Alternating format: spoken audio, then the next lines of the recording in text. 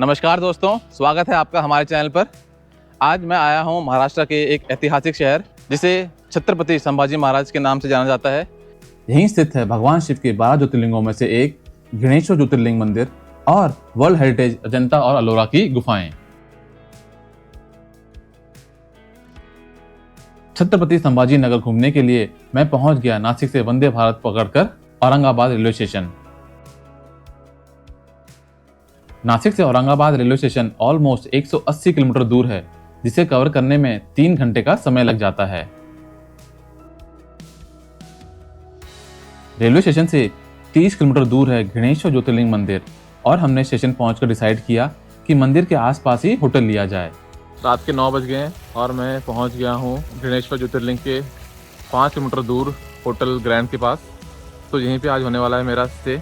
तो ये जो होटल है वो आपका औरंगाबाद रेलवे स्टेशन से लगभग 25 किलोमीटर दूर है।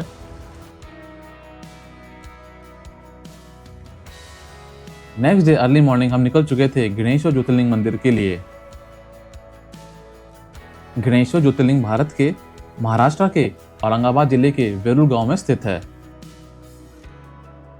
ऑटो वाला आपको समथिंग 500 से 200 मीटर आपको दूर छोड़ेगा मंदिर से। तो आपको फिर यहाँ से देखिए वॉक करके आना है और वॉक करके आने के बाद आपको जाना है इस तरफ।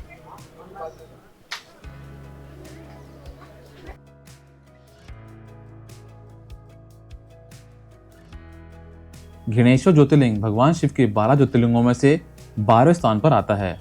इस पवित्र स्थल की कथा घूष्मा नाम की एक भक्ति से जुड़ी है, जिनकी भक्ति से प्रसन्न होकर स्वयं भगवान शिव जी ने यहाँ प्रकट होकर ज्योतिर्लिंग के रूप में दर्शन दिए और उनके पुत्र को जीवन दान दिया और उसके बाद यही ज्योतिर्लिंग के रूप में यहाँ हमेशा के लिए विराजमान हो गए। यह शिवलिंग संतान प्राप्ति और भगवान शिव की कृपा का प्रतीक है। मंदिर का निर्माण 18वीं शताब्दी में महारानी होलकर बाई द्वारा करवाया गया। इस मंदिर की सबसे विशेष बात है यहाँ त्रिकाल पूजन होता है और गर्भगृह में दर्शनों के लिए पुरुषों को ऊपरी वस्त्र हटाना होता है। मंदिर में जाने से पहले आपको अपना फोन और कैमरा जमा करवाना पड़ता है। दर्शन करके मैं बाहर आ गया हूँ। तो हमें लगभग पूरा 1 घंटा लगा है दर्शन करने में। हम 8:30 बजे गए थे और हम पूरे 9:30 बजे अब बाहर आ गए हैं। तो ये देखिए, यही है आपका मेन गेट जहाँ से आपने एंटर करना है और यहीं से आपको बाहर एग्जिट होना पड़ेगा।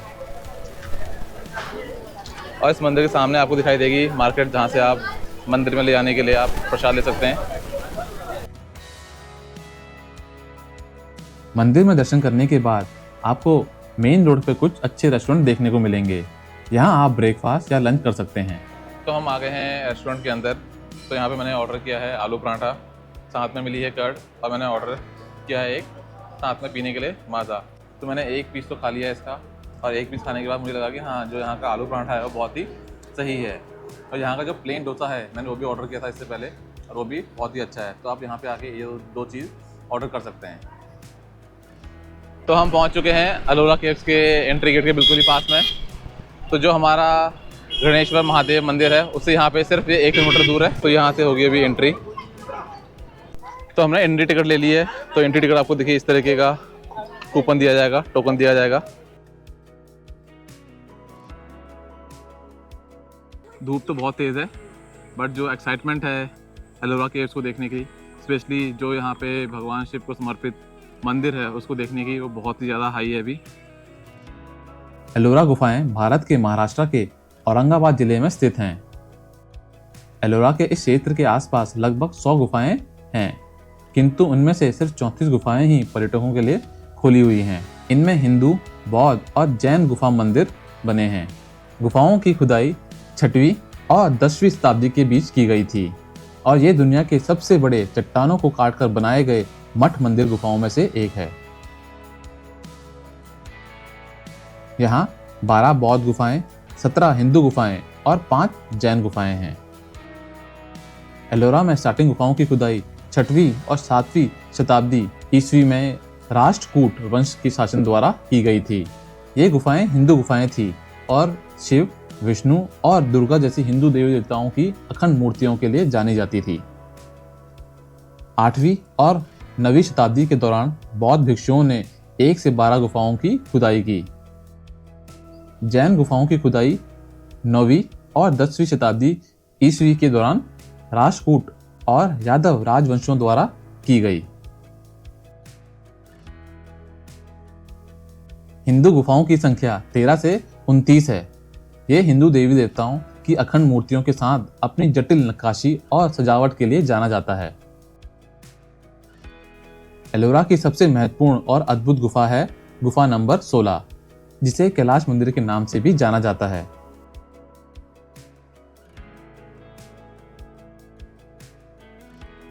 यह मंदिर भगवान शिव को समर्पित है और दुनिया की सबसे बड़ी चट्टान के एक टुकड़े से बनी है। ये दुनिया का इकलौता ऐसा मंदिर है जिसे ऊपर से नीचे की ओर केवल एक ही चट्टान को काटकर बनाया गया है। इसे कैलाश मंदिर इसलिए कहा जाता है क्योंकि इसका स्वरूप भगवान शिव के निवास कैलाश पर्वत से मिलता है। कैलाश मंदिर अपनी जटिल नक्काशी और मूर्तियों के लिए जाना जाता है, जो भगवान शिव के जीवन के दृश्यों को दर्शाता है। इसे 8वीं शताब्दी में राष्ट्रकूट वंश के राजा कृष्ण प्रथम के शासनकाल में बनवाया गया था। तो ये देखिए किस तरह पत्थर को काट के सारा बनाया गया है।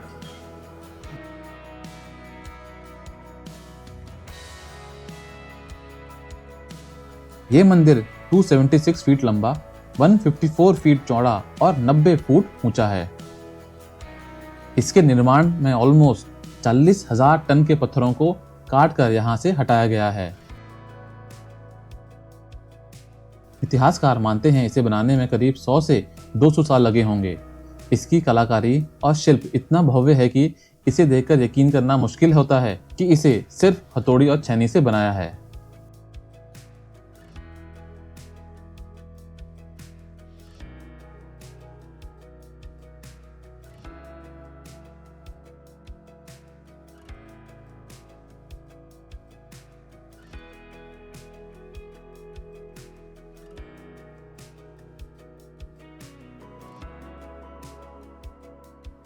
बौद्ध गुफाएं संख्या 1 से 12 तक हैं और ये चट्टानों को काटकर बनाई गई मूर्तियों और चित्रों के लिए जानी जाती है, जो बुद्ध के जीवन और घटनाओं को दर्शाती है।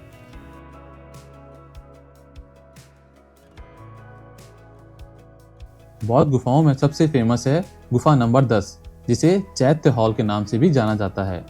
यहाँ एक बड़ी बुद्ध प्रतिमा स्थापित है, जो बुद्ध गुफा मंदिरों में आमतौर पर पाया जाने वाला एक प्रार्थना का कक्ष है। गुफा नंबर 5 को एक बड़े डाइनिंग हॉल की तरह बनाया गया है, जहां सभी लोग मिलकर खाना खाया करते थे।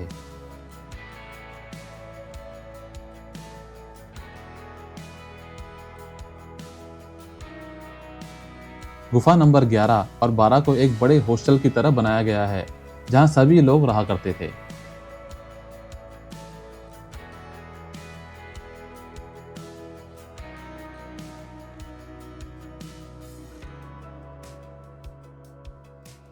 जैन धर्म से जुड़ी 5 गुफाएं हैं, जो संख्या 30 से 34 हैं। तो ई रिक्शा वालों ने हमें ड्रॉप कर दिया है 34 नंबर या 36 नंबर के केव्स के सामने। तो ये केव्स हैं आपकी जैन समुदाय को समर्पित। गुफा नंबर 32 में तीर्थकारों और जैन प्रतिमाओं का चित्रण किया गया है।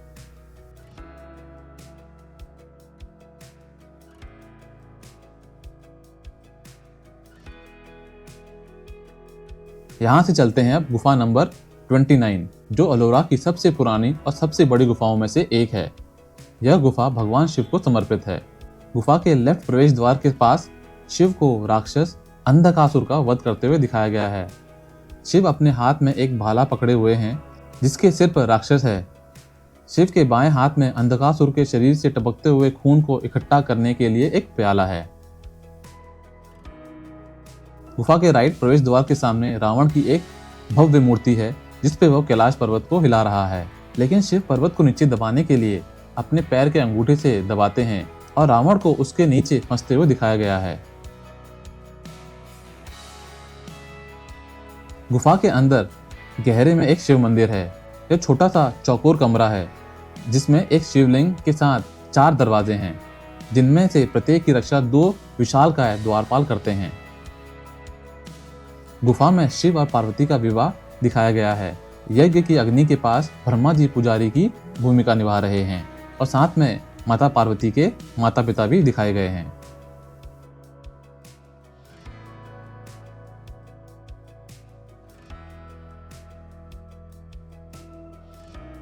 29 नंबर की शिव गुफा देखने के बाद हम वापस आ चुके हैं मेन कैलाश मंदिर के सामने। तो आज हमने सबसे पहले देखा था गणेश्वर महादेव मंदिर और उसके बाद हमने आज पूरा दिन लगभग एक्सप्लोर किया है एलोरा केव्स को। तो आज का दिन हमारा बहुत ही शानदार रहा। मुझे उम्मीद है कि आज का दिन आपको बहुत ही अच्छा लगा होगा। कल सुबह अर्ली मॉर्निंग हम जाएंगे यहाँ से अजंता केव्स। सुबह के 8:30 बज गए हैं और मैं तैयार हूँ अपना चेकआउट करके। तो आज हम जा रहे हैं सबसे पहले अजंता केव्स, तो जो कि यहाँ से समथिंग अराउंड 110 किलोमीटर दूर है।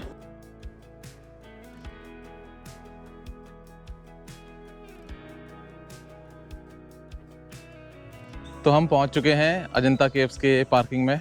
तो जब आप आएंगे तो आपको यहाँ पे पार्क करना पड़ेगा और पार्किंग में अपनी गाड़ी पार्क करने के बाद आपको यहाँ से जाना पड़ेगा शटल लेने के लिए और शटल बस आपको लेके जाएगी समथिंग 4 किलोमीटर दूर।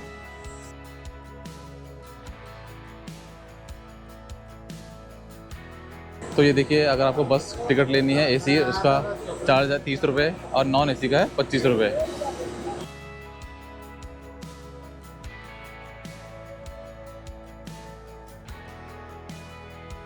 तो बस ने हमें उतार दिया है और यहाँ से बिल्कुल ही सामने है आपका टिकट काउंटर। तो हमें टिकट ले लीजिए। तो टिकट है आपकी यहाँ पे 40 रुपये पर पर्सन और अगर आपके साथ कोई बच्चे हैं तो उसकी टिकट फ्री है। तो अभी अगर आपको जा रहे हो तो जाने से पहले आप यहाँ से एक बार पूरी पानी की बोतल लेके जाइएगा, क्योंकि अंदर आपको बहुत चलना पड़ेगा और धूप भी बहुत ज़्यादा तेज़ है। तो एक ठंडी पानी की बोतल ले लिए। अजंता गुफाओं की खोज 1819 में एक ब्रिटिश अधिकारी ने शिकार करते वक्त की थी। गुफाओं का नाम पास के गांव अजिंका के नाम पर रखा गया है। अजंता की गुफाएं 30 रॉक कट बुद्ध गुफाओं का एक समूह है। गुफाओं का निर्माण 2वीं शताब्दी ईस्वी पूर्व से 6वीं शताब्दी ईस्वी तक करवाया गया।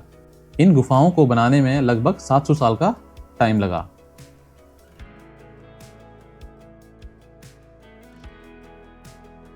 इन गुफाओं का उपयोग बौद्ध भिक्षुओं के लिए मठ और पूजा स्थल के रूप में किया जाता था। अजंता की गुफाओं का निर्माण हथौड़े और छैनी जैसे बेसिक टूल का उपयोग करके चट्टान को काटकर किया गया था। ये गुफाएं अपने बौद्ध चित्रों के लिए प्रसिद्ध हैं, जिनमें बुद्ध के जीवन और अन्य बौद्ध कहानियों को दर्शाया गया है।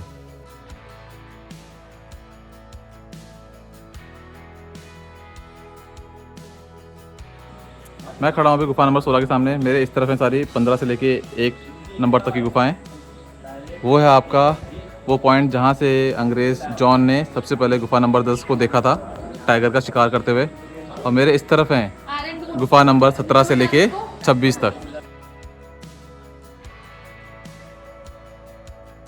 यहाँ की मेन गुफाएं हैं 1, 2, 4, 10, 16, 17, 19 और 26।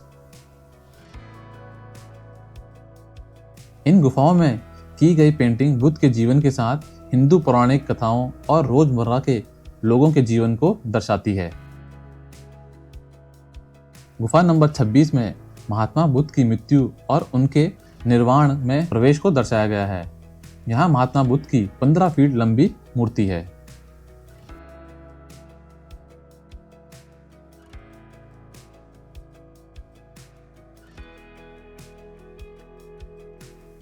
अजंता और एलोरा की गुफाओं को 1983 में यूनेस्को द्वारा विश्व धरोहर स्थल के रूप में मान्यता मिली है। तो अजंता केव सारा घूम के हम वापस पहुंच चुके हैं अपने एंट्री और एग्जिट पॉइंट पे, जहां से हमने टिकट ली थी। तो जो हमारा आने का रास्ता था वो थोड़ा सा डिफरेंट था। हम इस रास्ते से आए हैं अभी और गए थे हम इस रास्ते से ऊपर चढ़ाई करते हुए। तो पूरे 3.25 घंटे हो गए हमें। अब वक्त है यहाँ से वापस जाने का। तो शटल बस ने हमें ड्रॉप कर दिया है अपने पॉइंट पे। अब यहाँ से हम जा रहे हैं टैक्सी स्टैंड की तरफ। और फिर आज हमने डिसाइड किया है कि थोड़ा लेट हो गया हम लोग, टाइम हो गया है पूरे 4:30। तो अभी हम लोग यहाँ से जाएंगे सीधा रेलवे स्टेशन। मेरे 2 दिन के एक्सपीरियंस के बाद मैं आपको सजेस्ट करूंगा कि आप छत्रपति संभाजी नगर घूमने के लिए आप रेलवे स्टेशन के पास या सिटी में ही होटल बुक करें। यहाँ आपको होटल और खाने के अच्छे ऑप्शन मिल जाएंगे और फुल डे ट्रैवल करने के लिए टैक्सी या ऑटो भी आसानी से और सही रेट पे मिल जाएंगे। तो 7 बज गए और मैं पहुँच चुका हूँ वापस औरंगाबाद के रेलवे स्टेशन। तो यहाँ से अब मैं जा रहा हूँ अपने नेक्स्ट डेस्टिनेशन पे, जो कि होगा पूना। ये थी हमारी 2 दिन की छत्रपति संभाजी नगर का टूर। हमें कमेंट करके ज़रूर बताइएगा कि आपको ये वीडियो कैसी लगी।